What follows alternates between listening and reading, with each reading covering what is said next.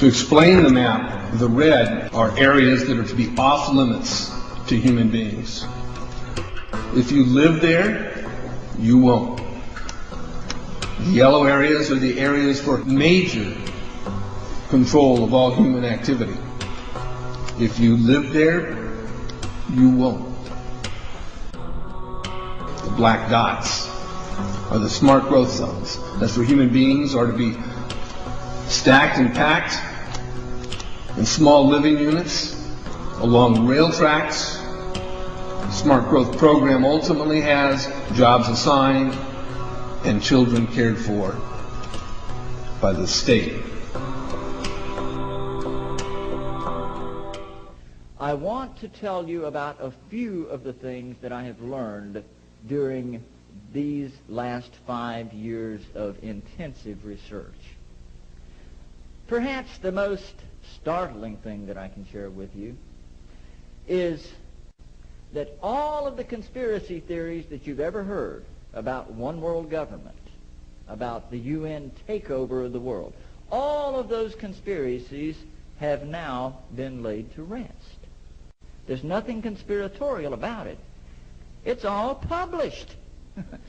The UN-funded Commission on Global Governance began meeting in 1992 in earnest and met for 4 years, and last fall released their final report.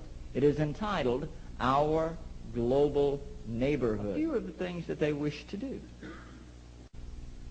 create a world standing army under the day-to-day command of, who else? The UN Secretary General. They recommend the creation of a new Economic Security Council, into which the World Bank, the International Monetary Fund, the United Nations Development Program, and the World Trade Organization would all be consolidated. A unified worldwide banking scheme, currency. I don't think I need to draw any more pictures on that point. Now, those non-government organizations like ours that are not accredited by the UN, we are called populist trash, activists who can destroy, they say, in a moment, years of deliberation. And you're darn right. And I have been challenged on the radio and in audiences like this, Mr. Lamb, there's no such thing as a global agenda. Hey, friend, you're absolutely wrong. Here it is. It's called Agenda 21. Agenda 21. The primary document presented in Rio de Janeiro and adopted by more than 100 heads of state, including George Bush, which lays out in intricate detail all of the transformation that must take place in society in order for it to become sustainable as they define sustainability. This may be available at the United Nations bookstore. I had to pick this up. I had not seen one until last July, had not been able to get one. I happened to be in Geneva attending a United Nations meeting, and I went to the bookstore and bought the thing. I believe it cost $45. Now, the Conference of the Parties held its first meeting in Nassau last December. At that first meeting, the United Nations Environment Program presented them with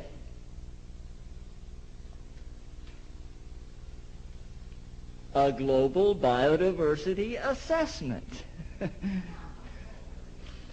Started in 1992 with a grant from the Global Environment Facility for $3.3 million, orchestrated and coordinated by the World Resources Institute and the World Wildlife Fund and the International Union for the Conservation of Nature. This is 1,140 pages that explains how to implement the 16-page treaty on biodiversity. The last 200 pages, section 13, deals specifically with a system of protected areas. It defines what a system of protected areas is. It includes core wilderness areas surrounded by buffer zones, similar to those used in the biosphere reserves, created under a UNESCO program and promoted by the United States Man in the Biosphere program. There are 382 biosphere reserves around the world, 47 of which are in the United States, not under authority of any treaty, but by voluntary agreement with the United Nations. These biosphere reserves are to be the nucleus for the core wilderness areas. Scratching my head here, what on earth is going on?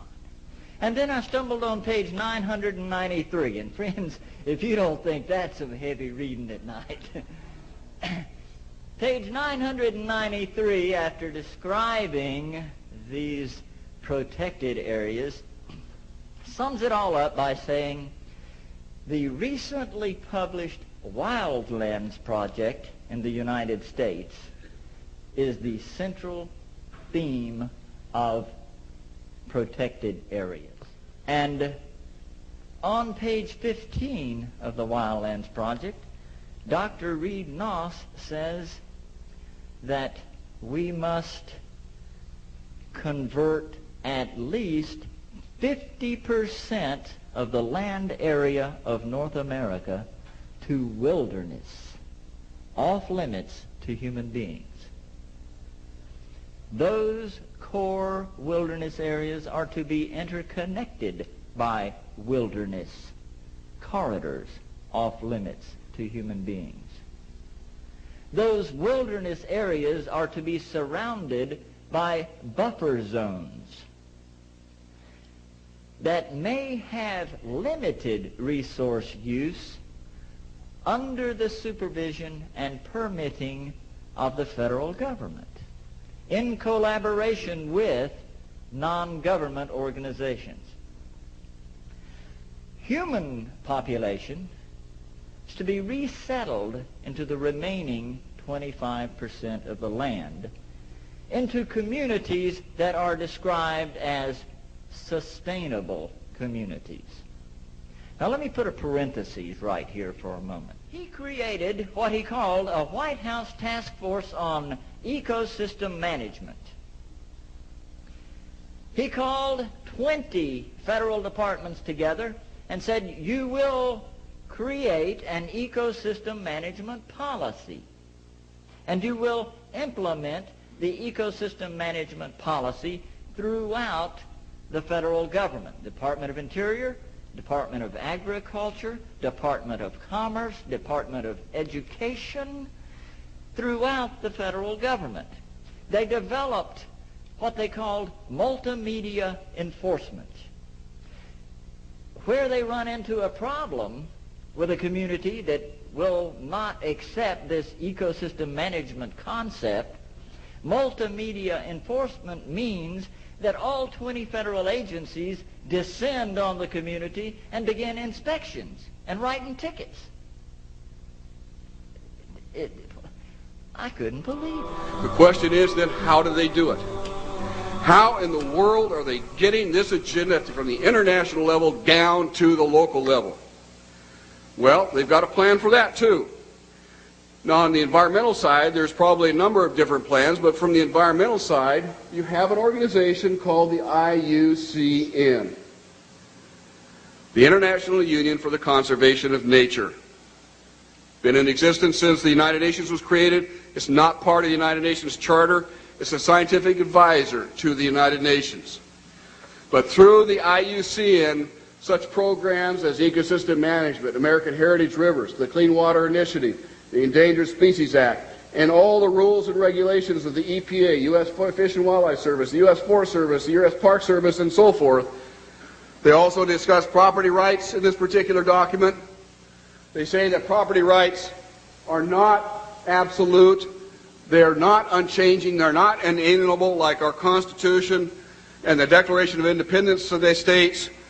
Rather, they are a complex, dynamic, and shifting relationship between two or more parties over space or time.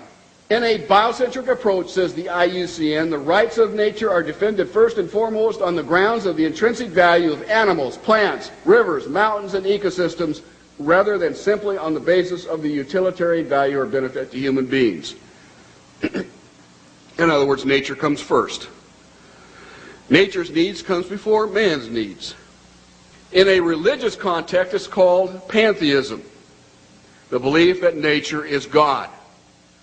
It goes on to say, even worse, people are then members of a community of beings, like human beings, living and non-living. So a rock is now elevated up to the status of a human being, and they are both equal in the eyes of this belief system.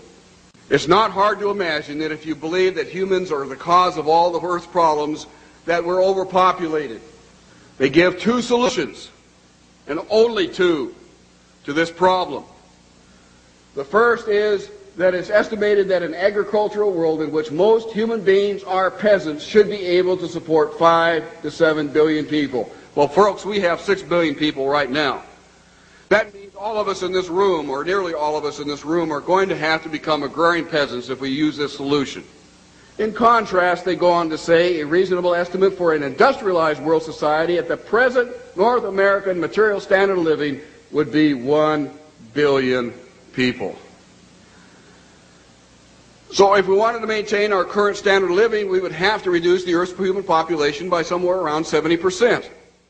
In 1970, just 3 years after the publication of the Iron Mountain Report, which calls for, if we're going to create a world government, we can no longer use war as a mechanism to cause fear amongst populations and therefore allow us to control the behavior of populations through fear. And they settled on, in 1967, in their publication called the Iron Mountain Report, the environmental holocaust. In 1970, 3 years after that publication, Foreign Relations began to publish a series of articles describing the ecological holocaust that was facing the world. And in this particular issue, the first issue done by George Kennan to prevent a world disaster, where it sums up in 3 points that the eco-crisis is a global threat so great that it endangers all of life on Earth.